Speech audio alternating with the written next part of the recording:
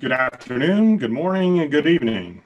Welcome to EIG's 20th webinar on the 90-day online supply chain risk and resiliency action plan tool utilizing artificial intelligence and machine learning.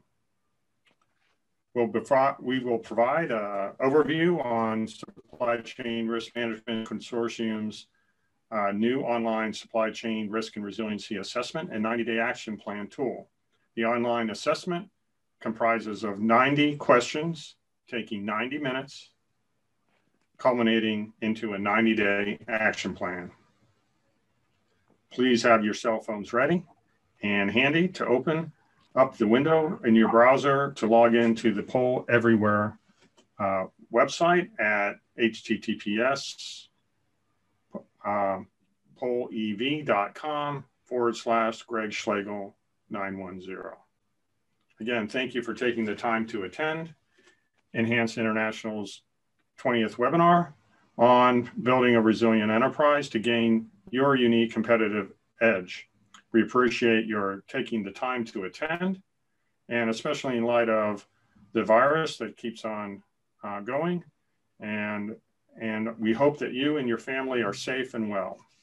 My name is Jim DeVries, founder of Enhance International Group that comprises of over 40 companies, consultants, consulting companies, and SaaS providers, dedicated to empowering your organization's workforce by leveraging EIG's partnered, tenured expertise. Our goal is to provide collective, collaborative, experienced thought leadership to enable organizations to deliver self-sustaining positive margin growth, the competitive advantage. We thrive on the concept of 1 + 1 + 1 = infinity with our partners. We hope that you will find the webinar useful and that you will share it with your teams. And please feel free to chime in on the chat or in the Q&A at any time during the webinar, and we'll get to your questions as soon as we can. This is, as we said, is about the 20th webinar. We focus on people, process, and technology. And under people, we have talent optimization and rapid skills deployment. Under process, we have everything from how to build a resilient enterprise to new product development, to accelerating the resilient ideation of new products and services, and of course, supply chain risk and resiliency, and how to respond to the COVID crisis. From a technology perspective, we look at it from a risk enterprise digital ecosystem perspective, and we enable AI in your environment.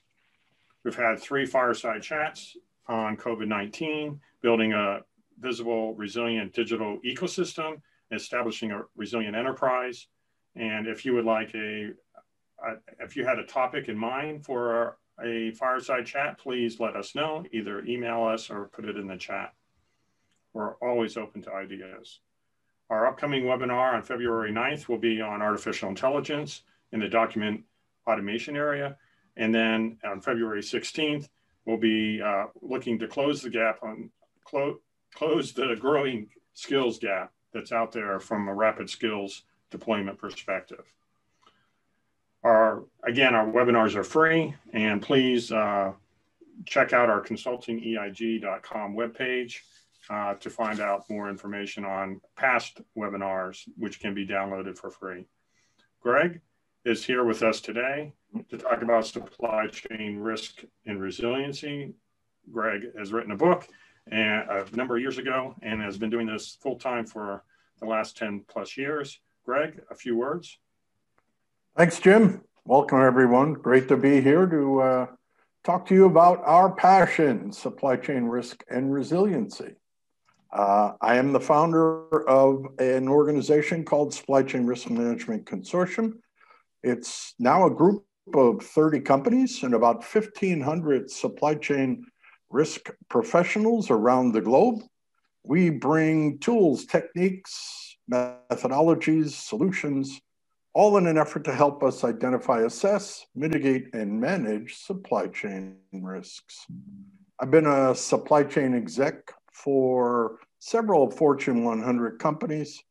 I spent 7 years with IBM as a supply chain executive consultant, and I've been teaching supply chain risk management at Lehigh University for about 10 years, and ERM, Enterprise Risk Management, at Villanova University for about 7 years. So great to be here, and look forward to a lively dialogue.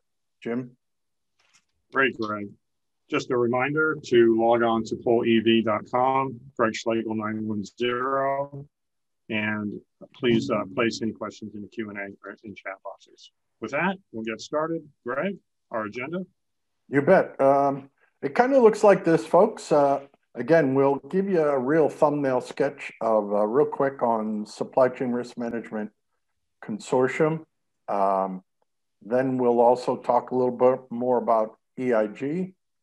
Next item on the agenda will be, we'll talk about the VUCA world we live in, and we'll describe the VUCA world and talk about what we think is a W recovery, something we put out there back in March of 2020. So we'll give you a thumbnail sketch of that. Our next item will be the 90-day Supply Chain Risk and Resilient Assessment Action Plan tool. We'll give you a description of the build-out process, talk a little bit about the survey, and a little bit about AI and ML supporting the build-out report. Our next topic will be the get. What's the get? What do you get from the survey? So we'll give you insights on each graphic deliverable that you get from the survey, and we'll talk about the action plan. Our next topic will be the ask, all right? And that is, we ask 5 to 8 company execs, which would be an ideal profile of the respondents. We're going to give you a sense of the ask, and then finally, we'll just finish with compelling reasons to act, and that's the 90-90-90 offering. We have a special offering to those of you who are on the call today, and we'll talk more about that. So that's what our agenda looks like. Jim, back to you. Greg, I think we just go ahead and get started with you. Oh, okay, you bet. Sorry. You bet. All right, this busy slide, folks, but just to get you grounded. On the right-hand side are almost all of the logos of the 30 companies. We've been growing so fast that we actually have 2 or 3 more that we're in process of loading up, but all good. And again, remember, these companies bring tools, techniques, and methodologies to support our end-to-end vision of supply chain risk management from our book, which we'll talk about in a minute. On the left-hand side, this is essentially what we do. These are our capabilities. We have 2 online education courses that have their own certificates from Lehigh University. They're MBA-type classes in the wonderful world of supply chain risk and resiliency. That we provide virtual training like this. We actually have done, I don't know, Jim, 2 or 3 webinars per week for the last 30 weeks. So we've been busy on the virtual training side. Historically, we've done classroom training. We've done about 20 or 25 classroom workshops a year around the globe. That's kind of tempered right now. We provide certificates and certifications in supply chain risk and resiliency. We do assessments, we do mitigation for our clients.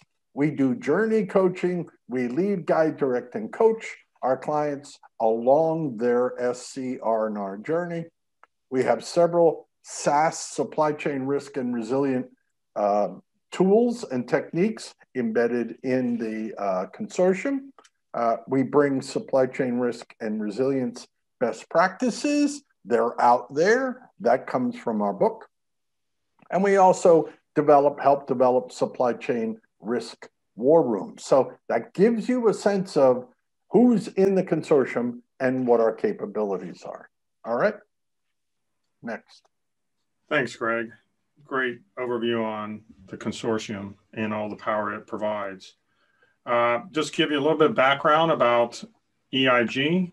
Our overall goal is to provide support with training, consulting, and SaaS solutions to enable you to gain the competitive advantage over and through 90-day plans to address your organization's talent, processes, data, and technology. So our folks at the EIG group, what we look to do is link strategy to execution.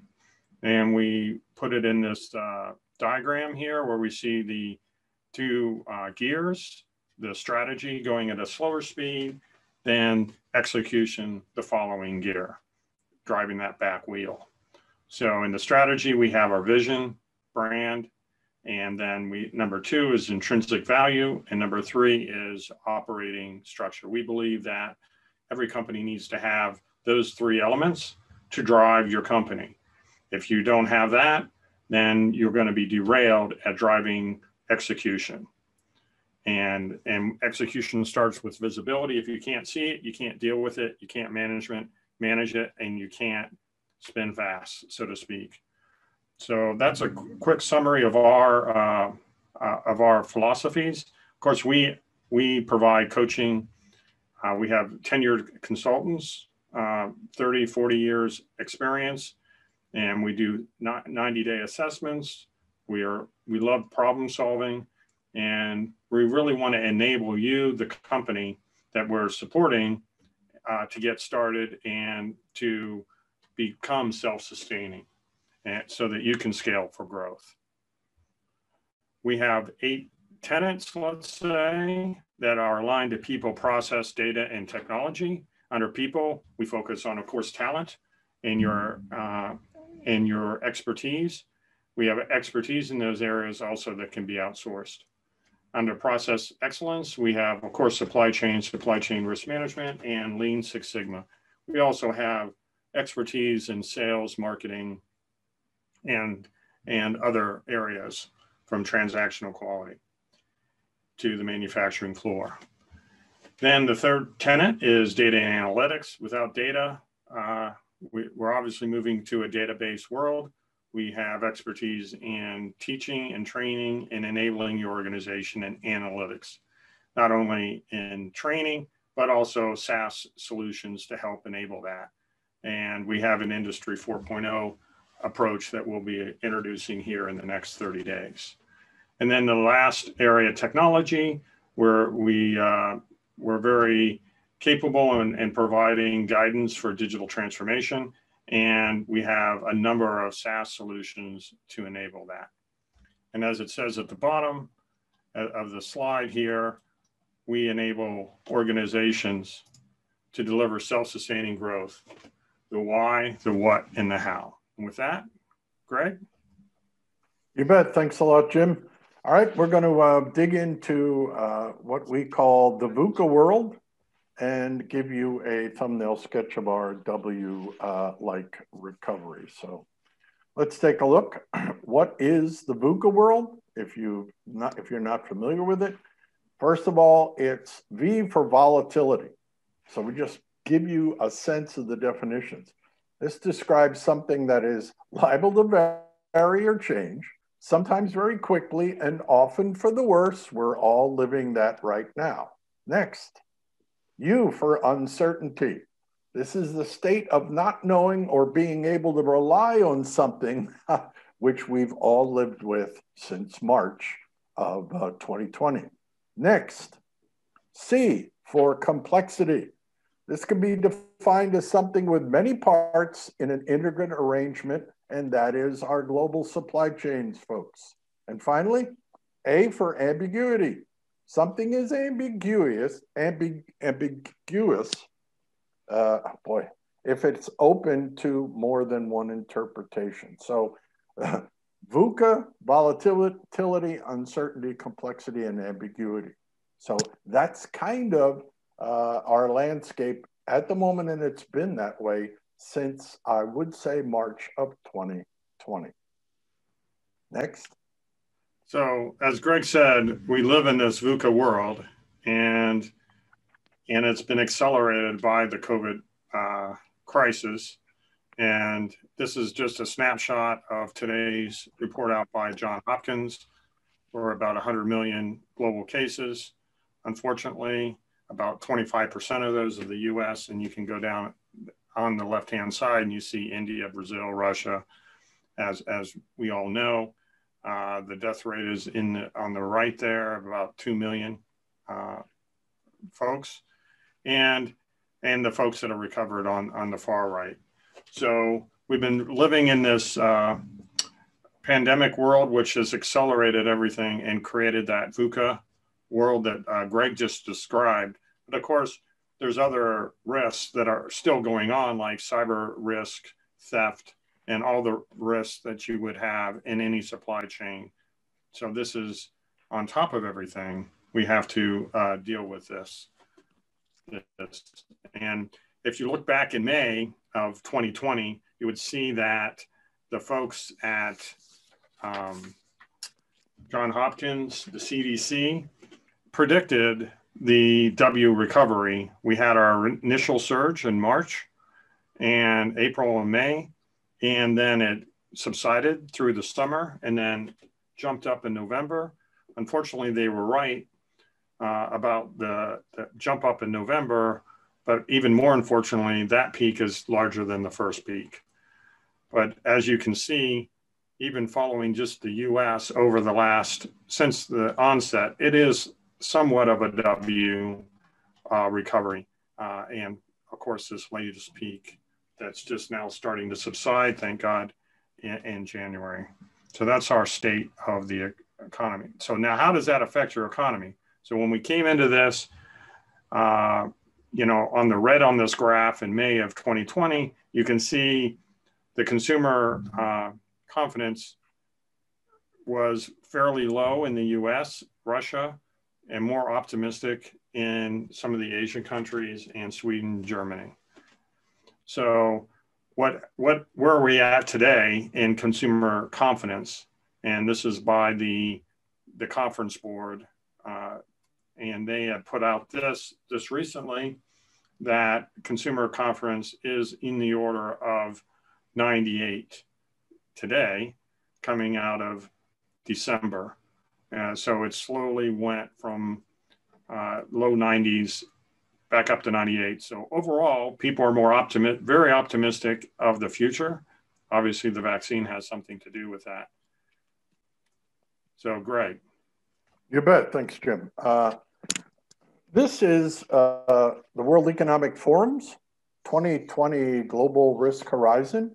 If you aren't familiar with World Economic Forum and their risk report annually, it's always a good read. It's out there. We don't have it website in the slide deck, but something to consider. I'm sure you could Google it, and perhaps it's a good read, pretty long, but they do a nice job. And with that, what they've done for 2021 is to essentially give us two profiles, a little different this year. And I'll start with this. The top phase right here is 0 to 2 years, clear and present dangers, they call them. And they use the classical 5 categories up on the top. Blue is economic, green is environmental, orange is geopolitical, red is societal, and purple is technological. And so I'll just kind of give you what they consider the top 5 risks from 0 to 2 years out. Infectious diseases, of course, just for your edification, last year, it was very low. It was like 10 or 12. It was low probability with a high impact. Now it's right up front, obviously. Second is livelihood crisis. That's understandable. Third is extreme weather events, always up there in the top 5. Fourth is cybersecurity, always in the top 5. And then fifth is a little different. This is digital inequality. We're going to talk about digital twins and digital modeling in supply chain, but That was the first time I've seen that in a while. Secondarily, on the bottom on this build slide is they've segmented the risks into other risks for 3 to 5 years out. And the top 5 kind of look like this. Asset bubble burst, that's understandable, going global. IT infrastructure breakdown, that it's being pressed every day. Price instability, you're probably living with that now and have been all 2020. Commodity shocks, they're still going to happen. And then the 5th one is debt crisis, you bet, with the banks and the financial system. So I think they have them pretty covered in terms of global risks. And for us, this sets the stage for what we're going to talk about going forward. What is enterprise resiliency? We'll start here with a couple of definitions. This comes from our book. Book's doing pretty well. It's been out there 4 or 5 years now. In the book, we like to use this definition as what is a resilient enterprise? It has the capacity to overcome disruptions and continually transform itself to meet the changing needs and expectations of its customers, shareholders, and other stakeholders. And folks, that's a pretty tall order. That basically says any disruption, not just the big ones, not just the small ones, all of them. This is what we consider. Why would you ever spend time looking at supply chain risk management tools, techniques, methodologies? This is the why. Next, on the bottom is the what and the how. That basically comes from the book as well. Our definition of supply chain risk management, it's the implementation of strategies to manage everyday and exceptional risks along the entire supply chain through continuous risk assessment with the objective of what? Reducing your vulnerability and ensuring business continuity. So think of SCRM as the intersection between good supply chain management and risk management. All right. And we want to share with you, just to get you grounded, a picture image of our SCR&R landscape. This is our point of view. We like to use this slide. And the first question we always ask in a webinar with our clients is, where are you and your company in your industry's supply chain? And we'll just march down from left to right. First, the question, are you making raw materials? And is that all you do?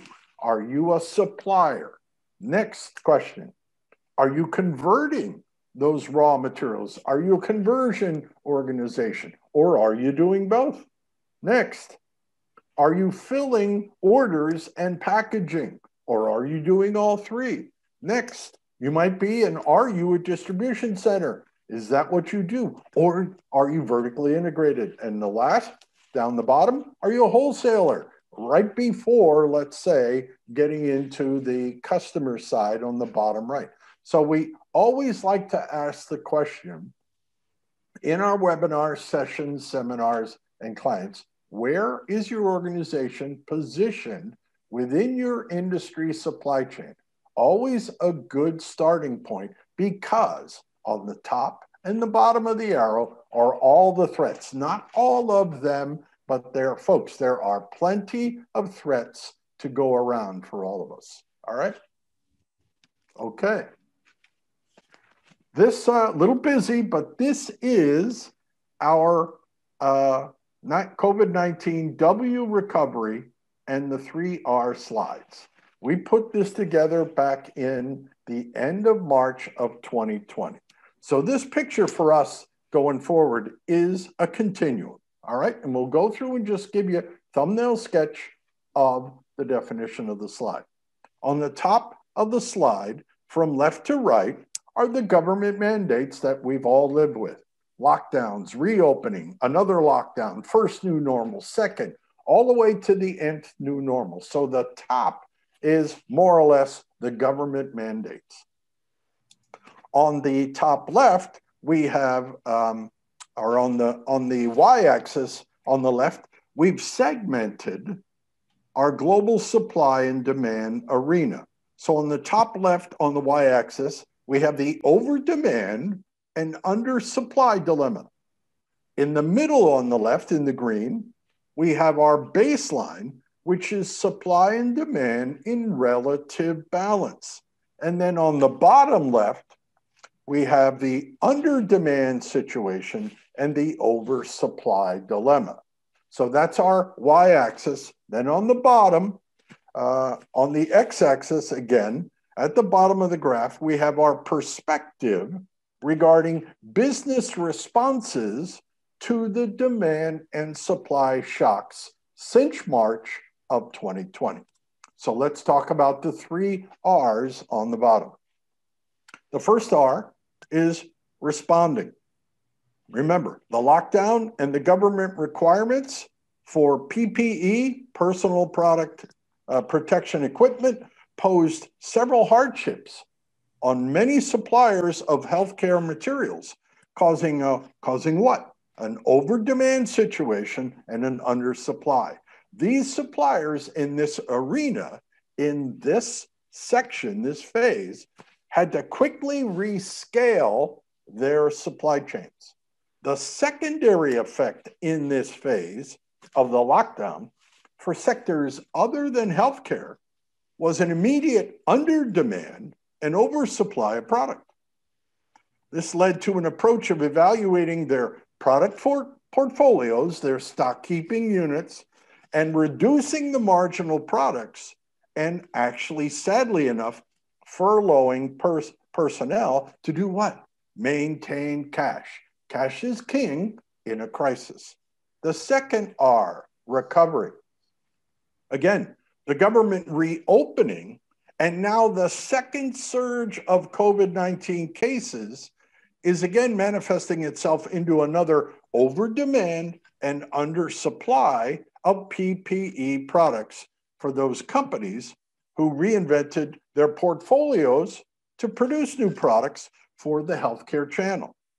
And in sectors other than healthcare, this phased reopening is now causing over-demand and undersupply for those companies who have closed for months or were struggling to maintain product volume, such as hand wipes, toilet paper, and so forth. And finally, the third R, renew.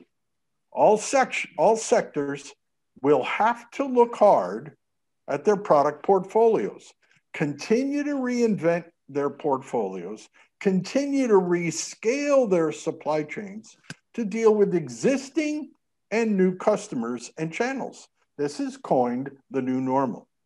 Finally, as this continuum progresses, it tends to look to us like a W recovery because of the supply and demand shocks. Also, the latency of the supply chains to rebalance, and therefore we all will experience the bullwhip effect for a good portion of 2021. With that, I move it over to Jim. Great, thanks, Greg. So we're going to ask our first survey question here is, where do you feel your organization resides within each of these phases? If you're a consultant, maybe choose your favorite company that you're working with. If you could just respond in there with an A, B, or C, and we'll show the responses here as soon as you folks enter that in.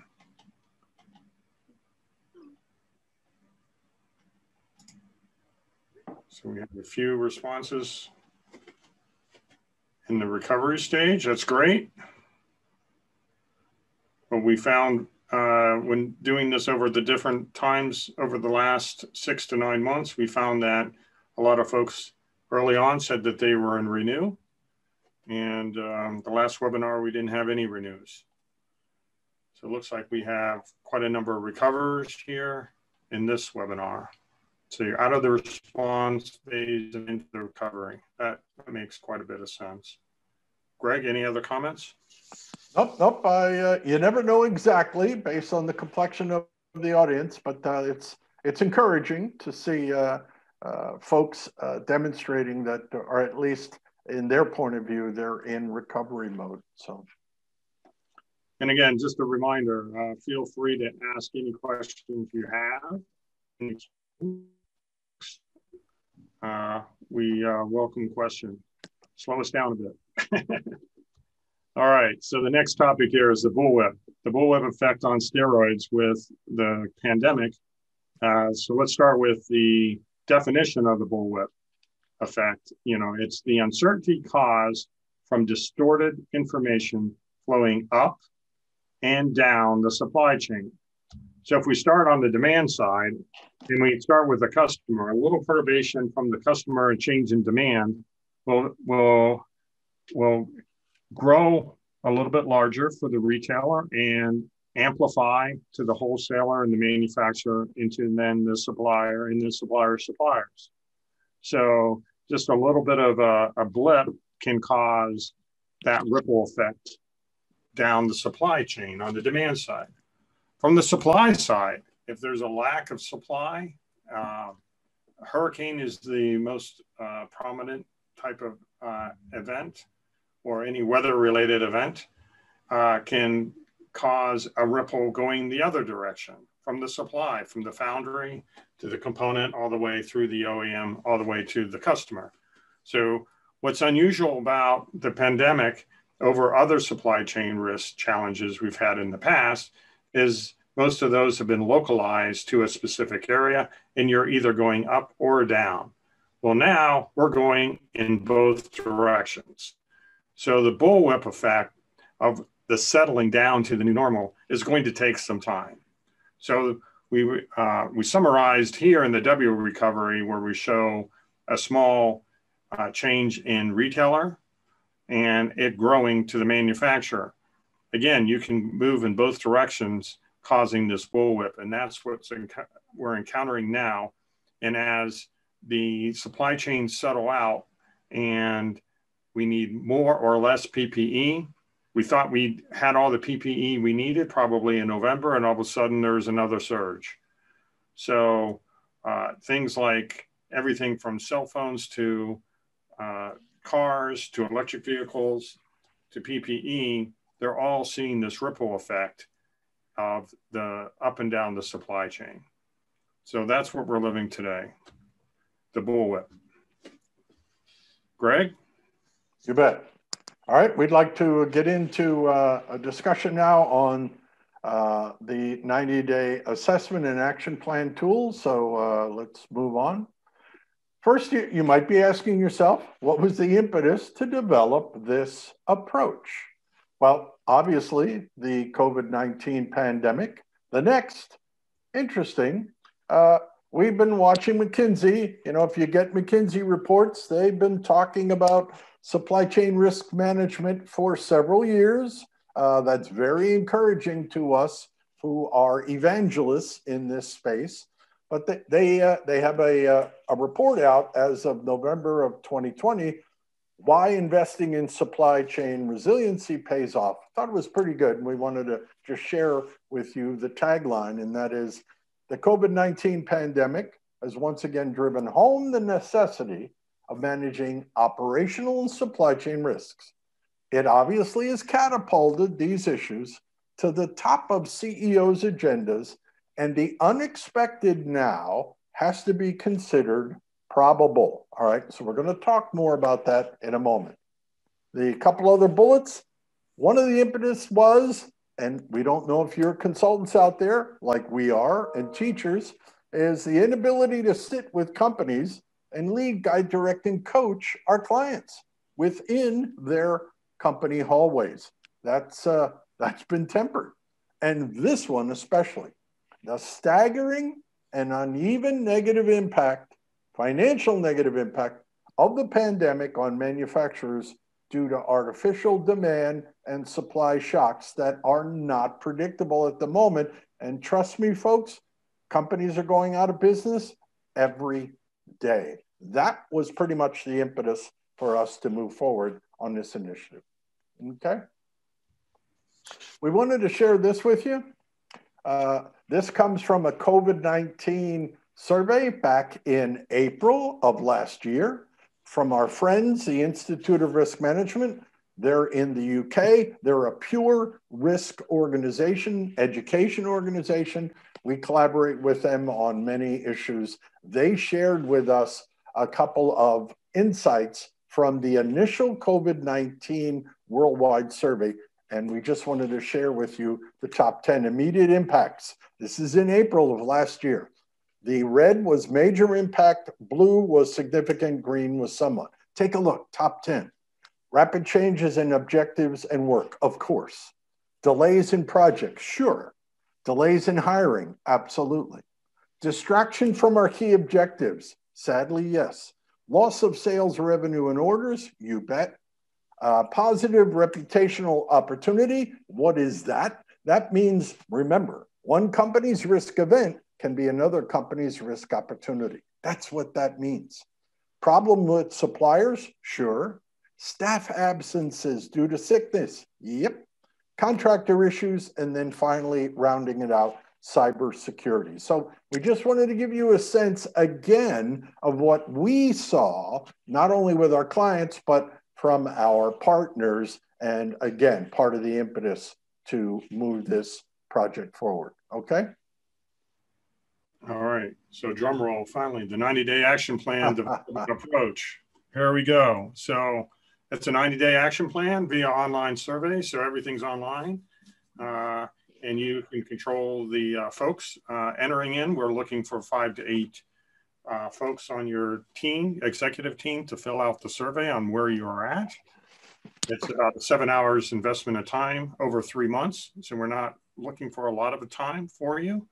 And everything will be done virtually and collaboratively, and we'll have these coaching sessions. So we believe there's a very rapid time to value. With very little time invested, you'll get quite a bit of value. So the first question we'll ask in the survey and assess for you from answering those 90 questions is, where are you? The maturity model, which Greg will go into detail in a few minutes. Who are you from a risk management decision perspective? What are your tactics on how you make risk decisions? And how do you operate, which I'll talk about, and that's a cultural thing. And we'll introduce you to the Kite. And then we'll talk about the 90-day action plan is the deliverable. And we have a model, a very high level model that kind of references the direction of what your 90-day action plan could be as you increase in maturity. Some of these tools will be used, some won't, but it's all up to you and how you answer those questions of where you are, who you are, and how do you operate. So we'll start off with an onboarding call with your lead, a minimum 5 to 8 stakeholders to complete the surveys, across functional from sales to marketing to operations to supply chain, logistics and procurement and manufacturing. We want to hear all the different perspectives where risk can come and disrupt your supply chain. We'll create that 90-day action report and we'll send that to you. Then we'll start with checkpoint calls, that first call after you have time to read and digest the report. We'll have that first onboarding call. And then after 30 days, we'll find out how you did in completing some of those tasks in those first 30 days. And then we'll repeat that again in 60 days, and then we'll close it out on what's next for you. So that's an introduction of our overall journey roadmap for supply chain risk and resiliency. Greg? You bet. So that's a lot. That's a busy placard there. There's a lot of moving parts in this project and in this tool, but we want to just kind of really dig now down into what do you get and what do we ask for? So let's move on to the get. First and foremost, we'll talk about this slide. This is the first of 3 critical graphs that you will receive from the 90-day SCR&R report. This is our 5-stage maturity model. Our book is built entirely around this model. So it's been around for 10 years. We're very comfortable with it. The y-axis on the left depicts supply chain risk and maturity from low to high. The x-axis describes competitive advantage from time zero on the left to infinity. All right. So our 5 stages, we just want to give you a thumbnail sketch now for each of the graphs. Foundational. This stage involves companies with little or no awareness of risk management or formal education relative to the tools, techniques, and methodologies and best practices that are available today. So why foundational stage? You have to start somewhere on this journey, folks. Next, visibility. Visibility and awareness of risk across the supply chain is a very important first step within this journey. This also relates to knowing, preferably in real time, the location of materials and assets that you have, such as inventory and more. This is transparency across the supply chain in this stage, meaning upstream to your suppliers and downstream to your customers. The ability to become aware and respond more quickly than competitors to unexpected risk events is a critical success factor, folks, defining global excellence in this space. So why visibility? What you don't know about your supply chain can and will hurt you. Let's go to the next one, predictability. As companies progress in this journey, they leverage their visibility capabilities to test their supply chains in terms of what we call what-if scenario planning. These exercises, utilizing network optimization and probabilistic modeling and supply chain mapping tools, provide a view into how your supply chain might react to certain risk events, including demand and supply shocks. This insight helps companies create risk response plans for exemplar supply chain risk and resilience companies. And there's about 300 that we're aware about there, folks. For these folks, this has led to the development of supply chain risk war rooms. We talked a little bit about that. These rooms, supported by sophisticated tools and techniques, allow the company to be more proactive by identifying risks through alerts, assessing them using what we call digital twin models of their supply chains, mitigating those risks with new risk methodologies and managing those risks, and even turning some of those risks into opportunities. So why predictability? Exemplar companies want to understand how their supply chains will react to certain stimuli before they occur. Next, resiliency. Here, risk management leaders are embedding new risk tools, techniques, and methodologies, and key risk indicators such as time to recovery, value at risk, resiliency indexes into their daily supply chain decision-making processes. So why resiliency? These frameworks that we talked about, protocols, metrics, organizational structures, provide a foundation for operational excellence in risk management to build a resilient enterprise. And lastly, sustainability. Companies in this stage build upon their organizational infrastructures through corporate frameworks such as enterprise risk management, governance risk and compliance, and even ISO risk standards. Companies in this stage are creating a risk-adjusted culture that includes risk considerations during decision-making.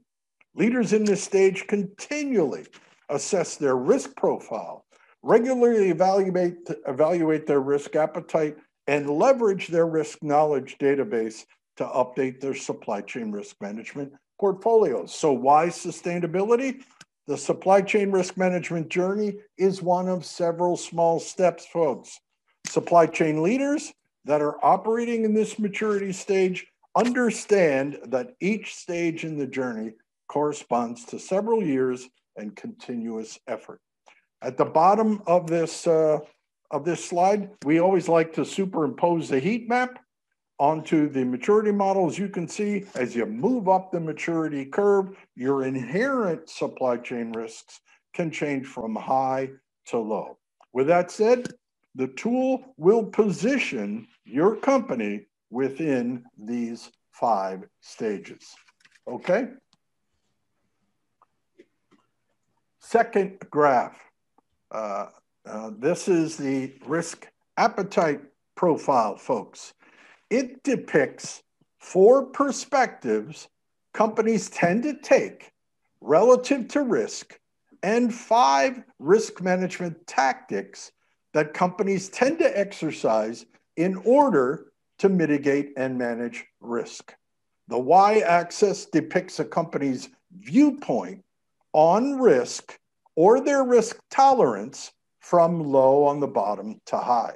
The x-axis profiles the tactics companies tend to take regarding risk management. So the ovals are our 4 risk perspectives. Let's give you a thumbnail sketch. Pragmatists, the yellow oval. These are procrastinators, folks. They wait until the very last minute to make a decision on risk, holding all of their options open to the very, very last moment. Conservators, the green oval. This perspective is driven by caution. Mitigating a loss is paramount to decision-making. The blue, managers. This perspective takes a very balanced scorecard approach to risk. They attempt to balance risk and reward on a regular basis. And then finally, maximizers, the orange. This perspective looks at risk as an opportunity and is willing to accept big risks for the big reward, or show me the money. Those are 4 basic perspectives on risk. Then there are 5 risk tactics on the x-axis. First one on the left, nothing. This simply stated, this tactic takes an ad hoc approach to risks when they arise. No formal process of identifying, assessing, mitigating, and manage. Loss control, the second one on the left. It's the most traditional form of risk management, and it's driven by consensus. Third in the middle, risk steering, driven by rigorous analysis. Organizations exercise cost and benefit and risk reward approaches. The fourth, diversifying. This tactic spreads the risk across multiple classes to mitigate those risks. And finally, risk accepting on the far right. This is normally encompasses complicated models, analyzing risk and reward, and profit and loss. Folks, there is no right or wrong answer in this slide to these perspectives, just different, all right? So we've built these risk perspectives and tactics as a hypothesis, and we're hoping to enhance these as we move through the official launch of this tool. The tool will identify your risk appetite and position your risk profile onto the graph. All right, next. So the next perspective that we'll be looking at in this survey is, what is your operational propensity? And we took something from, this is adapted from Kim Cameron and Robert Quinn's good work that can be found in their latest book, Diagnosing and Changing Organizational Culture, based on Competing Values Framework. With Greg's description on the supply chain risk and resiliency maturity model, where you are and who you are in your risk appetite, on how you make tactical risk-based decisions, we now explore your company's operational density. How do you operate? Of course, we call this culture. Where you are today and where you want to be from an appetite, from a change perspective, is what we're getting at. We'll be looking to understand the leadership's commitment down to the employee level in the supply chain risk and resiliency perspectives, that openness to change. On the y-axis of this chart, we have speed from weak to strong. And on the x-axis, we have stability index from weak to strong. In summary, we're comparing speed versus stability. The upper right quadrant, agile, it exhibits your agility type behaviors, where you think you will be. From the bottom right corner are companies that are considered to be trapped with weak agility and strong collaboration. As we move to the lower left, we find companies exhibiting more bureaucracy, while the upper left corner, we have companies behaving like entrepreneurs and startup behaviors. Again, like Greg said, there's no right or wrong on this chart and where you would be. The longer the kite this is in your area, the more bureaucratic you are. The shorter this is, the less agile. So you could say, could I become more bureaucratic? Would that cause me to be less agile? Can I be bureaucratic and agile at the same time? Well, that would change the shape of your kite. If you're trying to do everything, your kite will be very tightly around the center of this chart. So again, if we look at it from, we have really two axes, the internal focus, which is dimension 1, which is your stability and control, here, your x-axis, and then dimension 2, the speed index, your y. So those are more internally focused. Externally focused, we're looking at, of course, externally focused and differentiation and your ability to be agile, or the agility index. So again, the bureaucrats tend to be hierarchical, structural control, coordinated efficiency, a very controlling orientation. Successful leaders are viewed as organizers, coordinators, and monitors. Underlying theory of effectiveness is control and efficiency with capable processes. So again, that's the bureaucratic quadrant. The clannish, or trapped, as you move to the right, is more of a collaborative orientation. Successful leaders are viewed as facilitators, mentors, team builders. Underlying theory of effectiveness is human development and participation. As we move up to the upper right quadrant in the agile, we get to the creative orientation, the dynamic entrepreneurial risk-taking, value innovation, where risk in an agile environment, risk is looked at as an opportunity, not as something you avoid. So there, successful leaders are viewed as innovators, entrepreneurs, and visionaries. Underlying theories of effectiveness is innovativeness, vision, and new resources. And then as we move to startup, entrepreneurial is a market-based. So here you're trying to hit like an M&A, you're moving very fast, get the job done, but it's very focused. And successful leaders are hard-driving, competitor, and producing. Underlying theory of effectiveness in market cultures is aggressively competing and customer focus. Again, these are the behaviors of where you would be on this kite. The next dimension of the kite is the heartbeats, we call. So on the axis, we have the speed index, slow to bureaucratic, and that's your orange. In the blue, we have stability control, efficiency bureaucratic to collaborative clan. In the purple, on the right-hand side, we have weak trap to strong agile. And on the yellow, on the top, we have that external focus and differentiation, narrow focus startup to broad agile deployment. So again, there's no right or wrong here on how you operate. But the reason we call it a kite is you can kind of picture a kite here and where you tend to focus. So this particular kite is strong bureaucratic. So you could have one tail, you could have two strong tails. So instead of just one long tail here, you could be trapped and bureaucratic and weak on startup and agile. So it's what your propensity is. So you could have a tube-tailed kite, or you could even have four-tailed kite, which is more like a box kite. So how well you can fly and well you can meet diversity and external changes of gusty winds in your marketplace, internally and externally, will be the shape of your kite. And with that, Greg?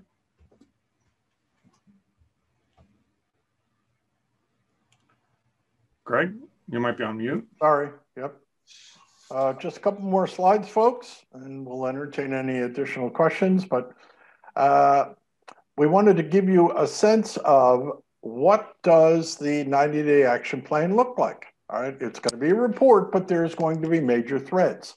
This is an example of perhaps a company sitting in the foundational phase of the maturity model.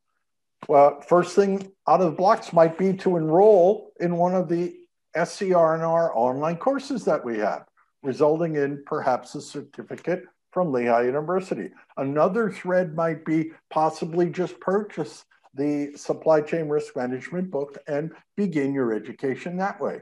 Another thread in the 90-day might be begin the supply chain risk and resilient education dialogue then with other departments. If you have a lead, if you have one or two folks in the supply chain arena in your company, those would be considered the leads, and then you would begin the dialogue with other departments. Another thread, secure a sponsor to move the supply chain risk and resilience dialogue forward. Somebody who can, watch out over you, umbrella type of an effect, and also provide some funding and guidance. Next, you might get engaged with us again for the 5 webinar guidance calls, another deliverable of the 90-day action plan report. So you saw that. So that's where we sit down with you for an hour or so throughout the process and lead, guide, direct, and coach you. And then finally,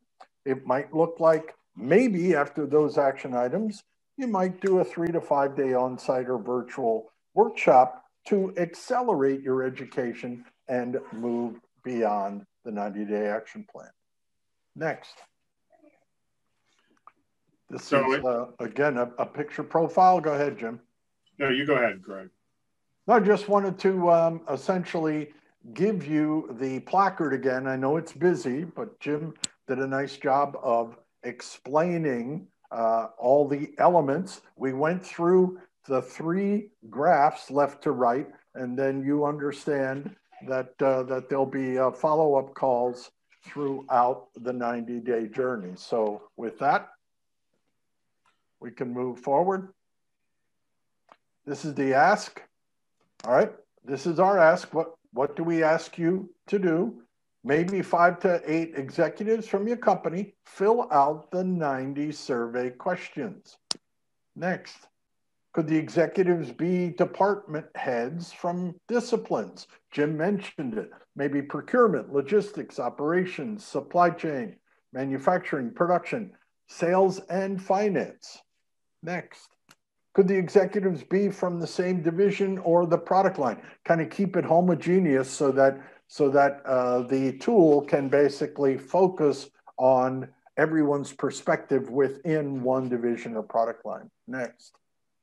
The bonus, if you sign up for the beta, for every company that provides 5 or more executives to answer the survey, the consortium will offer your company 1 free pass to our supply chain risk and resiliency online course. That's a value, folks, of $1,400, including a certificate from Lehigh University when your individual graduates.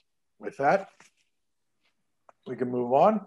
Yeah, so with that, we'll move on, but I want to throw it out there for all the participants to provide your challenges that you may encounter in promoting this 90-day action plan, either today, or you could follow up with an email to the consortium, Greg or I, on what do you think it would be, what would be the challenges that you may encounter in promoting this 90-day action plan within your organization. We understand that it takes a bit to sell.